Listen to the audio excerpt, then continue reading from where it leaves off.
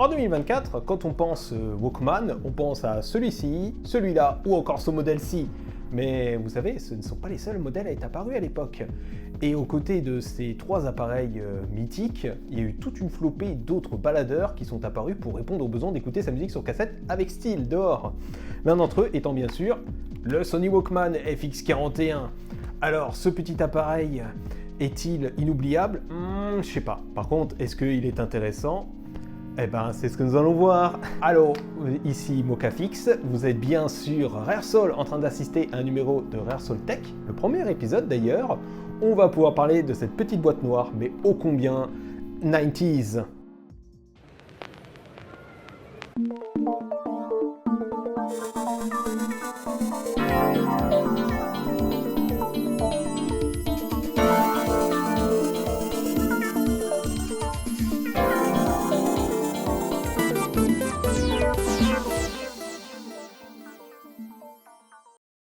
Le Sony Walkman FX41 est sorti en 1992, soit la même année que les JO de Barcelone, Nigel Mansell enfin champion du monde de Formule 1 sous Williams-Renault, la création d'Arte ou encore la sortie de Sonic 2 sur Sega Mega Drive. Et même si ce n'est pas un Walkman haut de gamme à proprement parler, il a quand même quelques qualités bien à lui qui le distinguent des autres baladeurs entrée de gamme et même du reste du line-up de chez Sony. A première vue, le Sony Walkman ne se différencie pas de ses contemporains en adoptant lui aussi ce look très hi-fi des années 90 tout en ayant toutefois un aspect bien plastique. L'allure graphique ainsi que le jeu de fonte crée à fond son origine d'une époque où le Japon était ce qui se faisait de mieux en matière de tech. En revanche, il se distingue par quelques features bien senties que l'on retrouve plutôt sur les modèles les plus huppés.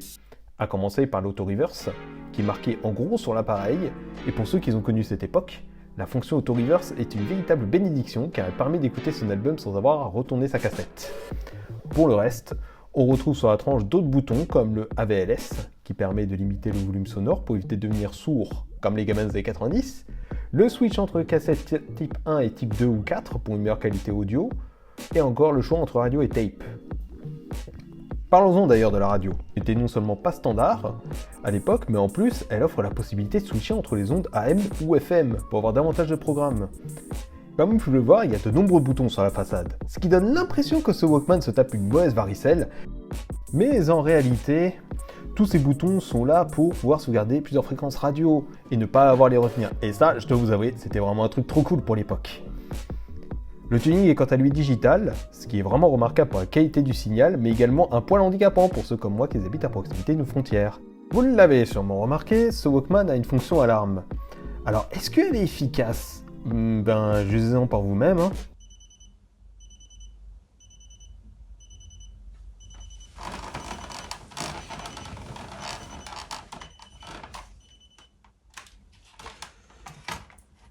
Heureusement qu'il est 2h de l'après-midi, parce que si c'était vraiment pour se réveiller, ce réveil il fonctionnerait pas quoi. Pas autant à peine. Allez. Bonne journée qui commence. Bon, après vous me direz ce qui compte sur un Walkman, c'est la qualité du son. Et soyons francs, c'est pas le plus hi-fi du line-up. Alors oui, il est clairement supérieur à un Philips, entrée de gamme, et aux autres no-name qui pullulaient sur le marché, mais ce n'est pas le meilleur pour autant. Bon, disons pour l'époque c'était très bon, mais qu'en 2024 ça a hélas mal vieilli. Et ça même au sens propre du terme, car certains composants comme la courroie ont périmé. J'ai pu changer quelques pièces, mais un certain effet de flotteur persiste et ça se ressent à l'écoute. Bon, enfin, le mieux c'est que vous écoutez ces quelques samples avec une cassette type 1 enregistrée par mes soins, puis une tape achetée dans le commerce.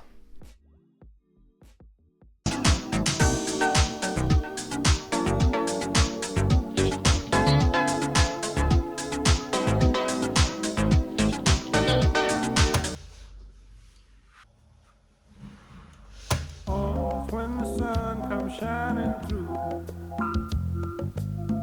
to make those rainbows in my mind when I think.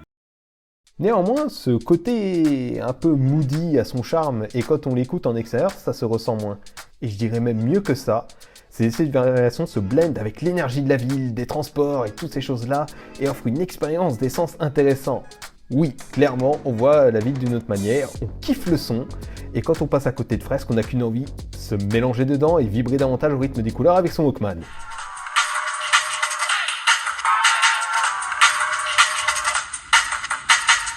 Bon, bien sûr, la question est posée dans le titre de la vidéo, et à vrai dire, ça peut être une question intéressante, mais pourquoi se la poser en premier lieu? Eh bien, parce que, à l'instar du vinyle il y a quelques années, la cassette a connu un regain d'intérêt. Bon, pas au point que ce soit un raz-de-marée, hein, vous n'allez pas trouver les releases de vos albums favoris à la Fnac, mais de plus en plus de sorties de rap, de future funk, vaporwave, mais également beaucoup d'OST de jeux vidéo apparaissent sur cassette sur le web et rencontrent un franc succès.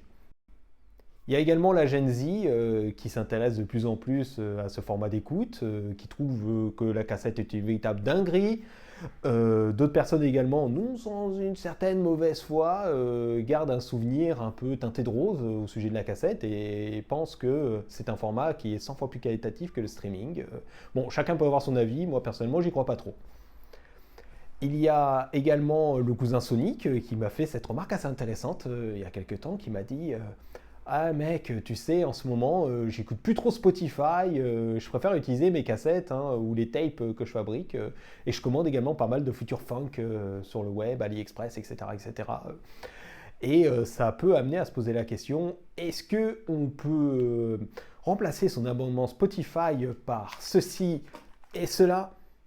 Bon, alors en théorie, oui, mais avant d'annuler votre abonnement Spotify, je voudrais quand même vous mettre en garde sur quelques points.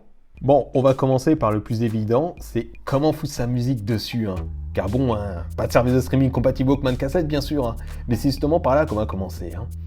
J'allume Deezer, parce que oui, pendant tout ce temps je cite Spotify alors que j'utilise Deezer. Hein. On choisit l'album qu'on souhaite enregistrer, puis on déballe de quoi record la cassette. Car oui, il faut un appareil extérieur comme un deck, une chaîne hi-fi ou un magnéto pour pouvoir ripper la cassette. Pour ma part, j'utiliserai le Sony TCS 310 et pour l'occasion, je vais ouvrir une nouvelle tape. Ce qui est propice à faire quelque chose qu'on n'a tous pas fait depuis au moins 20 ans, c'est-à-dire un petit moment ASMR, déballage de cassettes.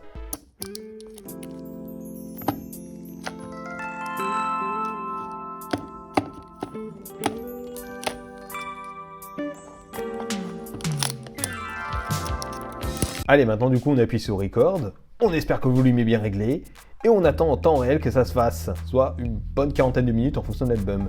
Niveau instantanéité, on a connu mieux, et cela peut vous jouer des tours si vous avez envie de nouveaux sons avant de partir à quelque part par exemple. Et ouais, faut anticiper. Hein. À un autre moment où on regrette Spotify et compagnie, c'est à la salle de sport. Car un Walkman vous limite non seulement sur le choix musical, mais il est également relativement encombrant, ce qui n'est pas très pratique pour certains exercices comme les dips, voire impossible avec l'abdominal crunch. Et même si ça marche lors des exercices aux haltères, vous allez vite avoir l'impression que vous êtes téléporté en 1985 dans une émission d'aérobic en utilisant vos Walkman et vos petits haltères.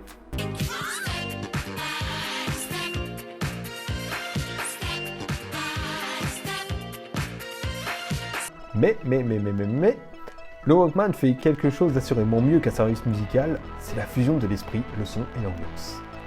Comme je l'ai développé plus haut, on est comme enveloppé dans une atmosphère unique où les imperfections de la cassette fait partie intégrante de l'expérience, où le petit travail pour créer votre tape vous permet de davantage apprécier votre musique et vous donne même un petit côté curateur de playlist.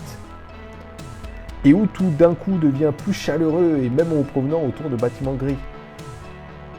Et que ce soit dans un endroit chatoyant de couleurs ou dans les transports, c'est réellement une vibe unique que d'écouter son son favori sur un Walkman cassette. Et si vous avez l'occasion, essayez immédiatement s'il vous plaît, car ça ne va peut-être pas remplacer votre abonnement Spotify de la manière auquel vous attendez. Hop là, et voilà, nous sommes arrivés au bout de ce premier épisode de Rehearsal Tech consacré au Sony Walkman FX41. J'espère que vous avez apprécié la vidéo. Je souhaiterais remercier Late de la chaîne Late Macchiato pour l'aide de la réalisation des plans extérieurs, pour les quelques bonnes idées également de créa, et puis bien sûr pour le soutien.